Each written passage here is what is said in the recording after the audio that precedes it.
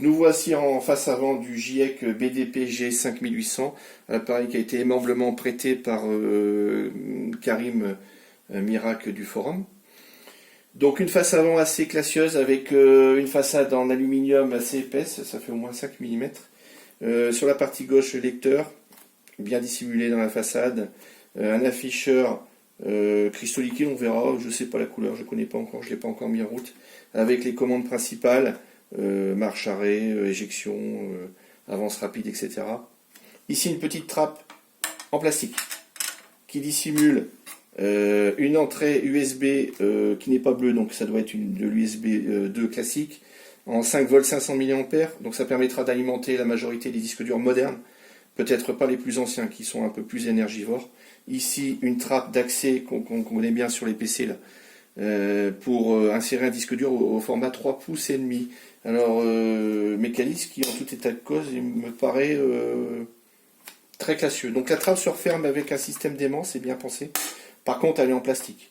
Donc, effectivement, si on touche un peu, elle va peut-être un petit peu vibrer. Un peu vibrer, bon.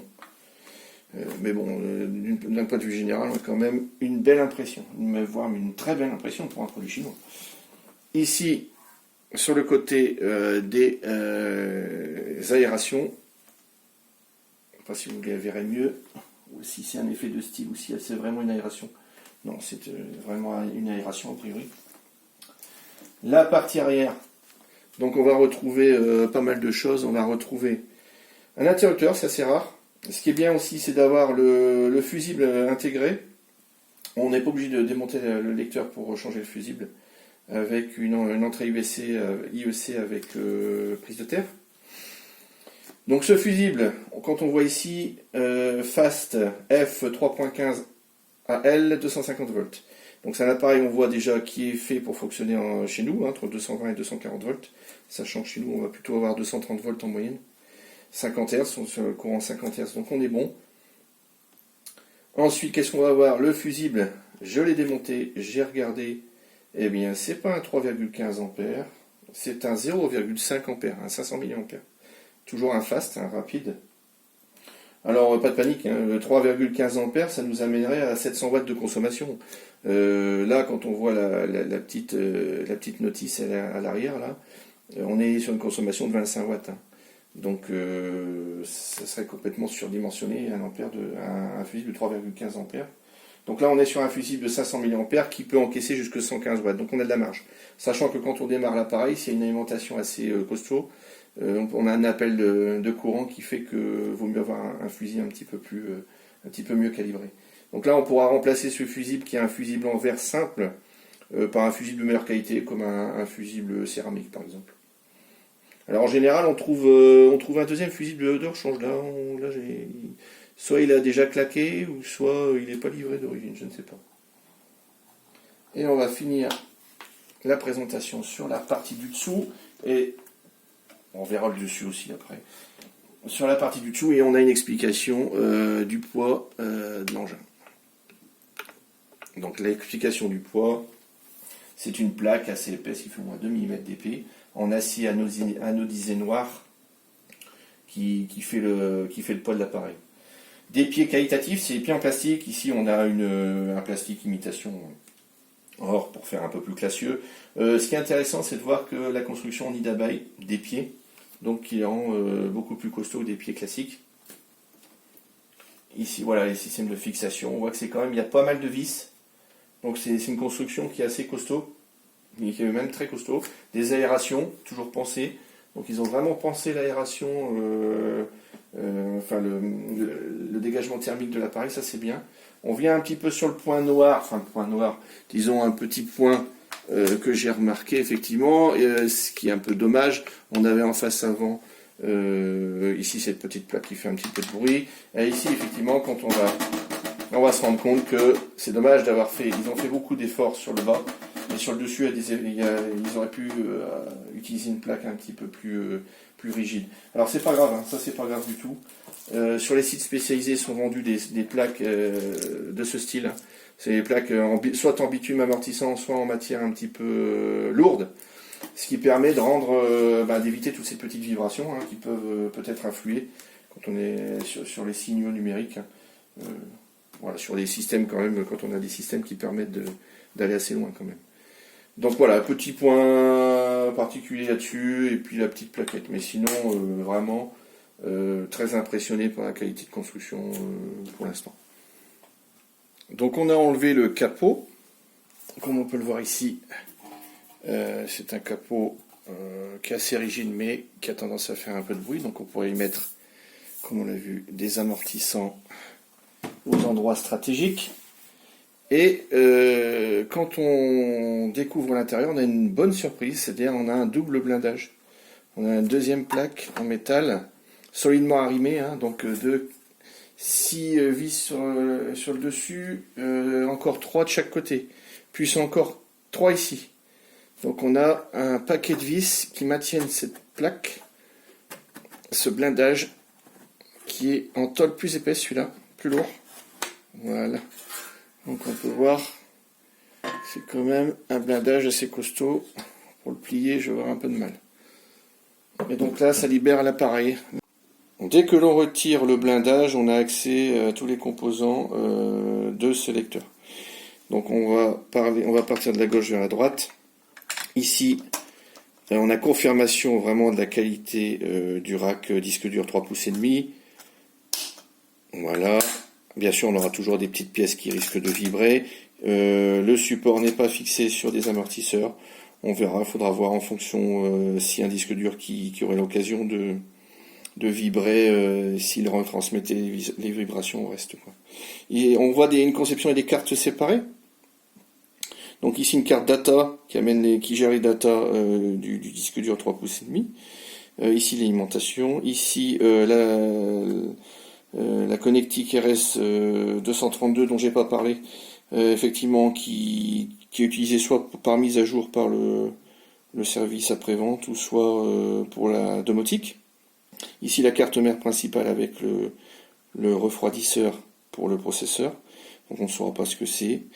La carte d'alimentation générale qui semble être un peu hybride entre LPM et puis SMPS. Ici la carte de façade avec les commandes. La carte avec le DAC, les sorties analogiques stéréo et multicanaux.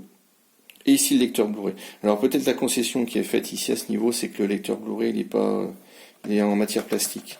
Donc il va vibrer un petit peu. Bon, peut-être les concessions qui ont été faites au niveau prix, même si on peut considérer que c'est quand même pas un lecteur d'entrée de gamme. Pareil, fixation sur des plots, donc pas de système à ressort.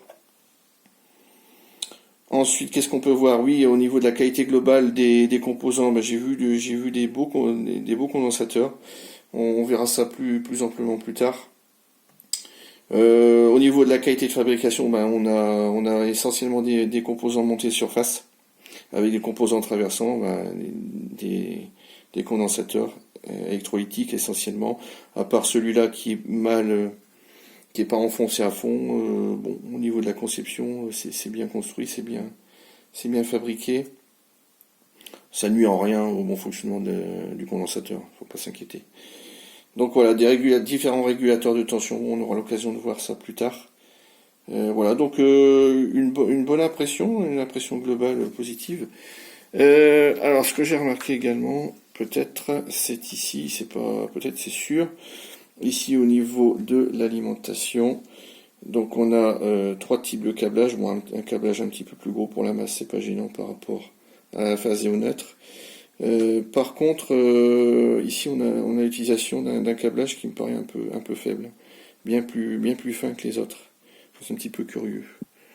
Mais bon, ce ne sont pas des appareils qui ont besoin d'énormément d'énergie, donc ça posera pas de soucis.